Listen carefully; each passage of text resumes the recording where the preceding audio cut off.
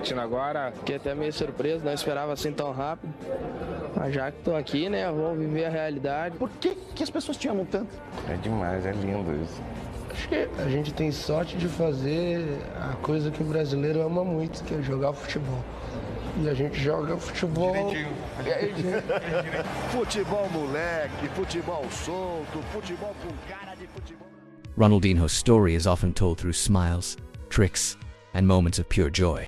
He is remembered as football's ultimate entertainer, a player who seemed to treat the game like a playground and opponents like dance partners.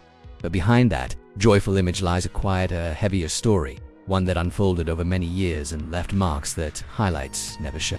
Before we begin, if you enjoy deep football stories that go beyond goals and trophies and explore the real human experiences of legends, make sure to like this video and subscribe to the channel. These stories matter, and your support helps keep them alive. From the very start of his career, Ronaldinho carried an optimism that set him apart. He believed deeply in football as a universal language, something that could bring people together, beyond borders, cultures, and backgrounds. Growing up in Brazil, he was surrounded by diversity, rhythm, and joy, and that shaped his outlook on the world. When he arrived on the global stage, he brought that same spirit with him. His smile was not an act. It was a reflection of how he genuinely felt about the game and life itself. In his early years as a professional, Ronaldinho often spoke about how fame and success seemed to protect him from the uglier sides of football. In December 2004, shortly after being named FIFA World Player of the Year, he openly said that he had never personally been a victim of racism. At the time, he acknowledged that racism existed in football and described it as a scourge, but he believed he had somehow been spared. There was an innocence in those words, a hope that perhaps football's beauty could outweigh its darkness. That belief would not last forever. As Ronaldinho's career progressed, he began to see racism not as something distant, but as something that could erupt suddenly, violently, and publicly, even at the highest level of the game. The turning point did not come through an attack aimed solely at him, but through witnessing the pain inflicted on someone he cared deeply about. Sometimes, seeing someone else suffer changes you more than suffering yourself. On February 25, 2006, Barcelona traveled to La Romareda to face Real Zaragoza. On paper, it was just another league match. In reality, it became one of the most emotionally charged nights of Ronaldinho's career. From the early minutes, Barcelona's striker Samuel Eto'o was subjected to relentless racist abuse from sections of the crowd. Monkey chants echoed through the stadium every time he touched the ball. What made it worse was the feeling of helplessness. The game went on. The noise continued. Ronaldinho could see it all unfolding. He watched his teammate endure insult after insult, knowing exactly what those sounds meant. Eto'o tried to focus on the match, to do what footballers are often told to do, which is ignore it and keep playing. But there is a limit to how much a person can endure before the weight becomes unbearable. As the minutes passed, that limit was reached on in the 76th minute. The moment everyone remembers finally arrived.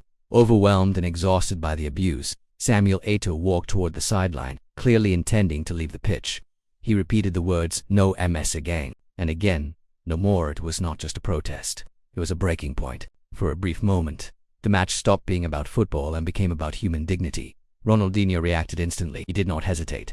He ran straight to Eto'o, placing his hands on his teammate's face, looking him in the eyes, trying to calm him, trying to hold him together.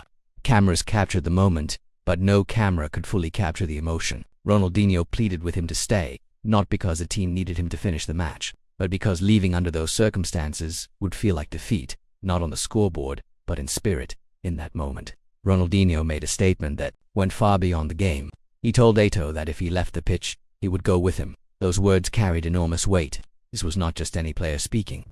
This was the best footballer in the world at the time, offering solidarity at the cost of abandoning the match. It was a quiet but powerful act of unity, a refusal to accept that one player should suffer alone. Eventually, Eto'o stayed, persuaded by teammates and officials. The match continued, but the atmosphere remained poised. Later in the game, Barcelona were awarded a penalty. Ronaldinho stepped up to take it. As he placed the ball on the spot, the same section of the crowd that had targeted Eto'o redirected their abuse toward him. Monkey noises rang out again, now aimed at the man who had dared to show solidarity. In that moment, Ronaldinho faced a choice. He could shrink away, rush the kick, or allow the hatred to break his focus. Instead, he did what he had always done. He played football. He struck the penalty cleanly and scored. There was no exaggerated celebration, no mocking gesture. Instead, he ran straight to Samuel Eto'o and embraced him tightly. It was a celebration not of victory, but of shared pain and shared strength.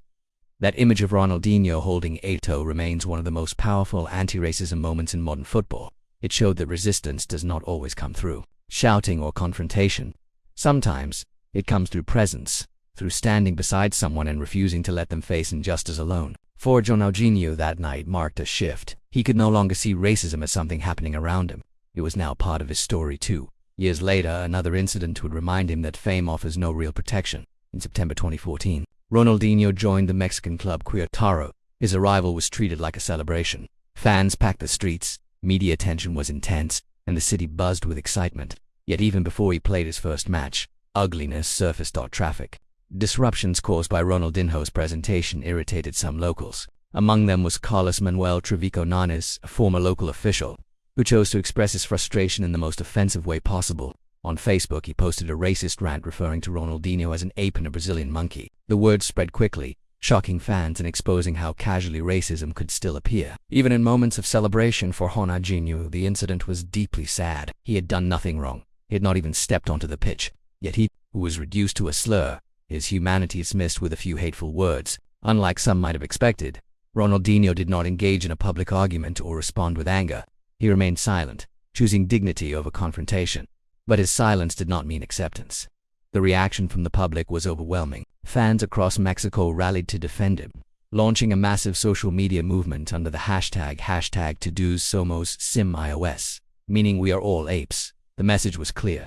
If one man is dehumanized, then everyone stands with him. The movement transformed an act of hate into a moment of unity, and Ronaldinho became the symbol of that response. Even without saying a word, incidents like Zaragoza and the slur in Mexico slowly changed Ronaldinho's perspective. The man who once believed he had been untouched by racism began to understand that silence was not always enough. He had seen the pain on Eto'o's face. He had felt the sting of public insult himself. The cumulative weight of those moments reshaped how he viewed his role in football and society. Over time, Ronaldinho moved from being a passive observer to an active supporter of anti-racism efforts. He worked alongside players like Thierry Henry, using their global profiles to promote messages of equality and respect. This was not a loud transformation. There were no dramatic speeches or constant media appearances. It was consistent, intentional, and sincere. Much like Ronaldinho himself. What makes Ronaldinho's story unique is how it contrasts with his public image. Fans see the smile, the tricks, the joy. But joy does not mean ignorance. His ability to keep smiling, even after witnessing and experiencing racism, speaks to an extraordinary level of resilience. He refused to let hatred define him or steal his love for the game. Yet it would be wrong to say these experiences did not affect him. Racism leaves marks, even when met with grace. It chips away at the idea that football is purely about talent and entertainment. It reminds players that no matter how good they are, some will still see them through the lens of prejudice. Ronaldinho's response was never about confrontation. It was about humanity, holding a teammate, embracing solidarity, letting actions speak louder than words. In a sport often driven by ego and rivalry, those moments stand out precisely because they are rare. Looking back, it becomes clear that Ronaldinho's legacy is not only about what he did with the ball, but about how he carried himself without it. He showed that you can resist hatred without losing kindness, that you can stand firm without becoming bitter. His story reminds us that even the most joyful figures in sport carry invisible burdens. Racism in football did not start with Ronaldinho and it did not end with him, but his experiences form an important chapter in the ongoing struggle. They show how racism can erupt suddenly, how it can target anyone, and how powerful solidarity can be in response. When fans remember Ronaldinho, they will always remember the smile, the flair, the magic. But beneath that magic lies a man who quietly faced cruelty, stood beside others in pain, and refused to let hate define his journey. His story is not one of victimhood but of dignity. In the end, Ronaldinho's career teaches us that football is more than a game of goals and trophies. It is a mirror of society, capable of both beauty and brutality. How players respond to that reality shapes their true legacy. Ronaldinho chose joy, solidarity, and resilience. And in doing so, he reminded the world that even in the face of hatred, humanity can still shine through. Even today, the moments Ronaldinho lived through continue to resonate with new generations of players and fans. Young footballers who watch clips of him smiling under pressure may not immediately see the weight he carried, but his experiences form part of a wider history that still shapes the game. Every time a player chooses to stand beside a teammate facing abuse, every time a crowd collectively rejects racist behavior, there is an echo of those earlier moments when silence was the norm and courage had to be personal. Ronaldinho's actions, though calm and understated, helped normalize solidarity. at the highest level of football. Ultimately, Ronaldinho's journey reminds us that joy and pain can coexist, even in the same moment. The same man who danced past defenders and made stadiums laugh also stood still in the face of cruelty, choosing compassion over anger. His legacy is not diminished by the racism he encountered. It is strengthened by how he responded to it. In remembering Ronaldinho fully, we remember not only a footballing genius, but a human being who showed that dignity, empathy, and unity can endure even when the world tries to take them away.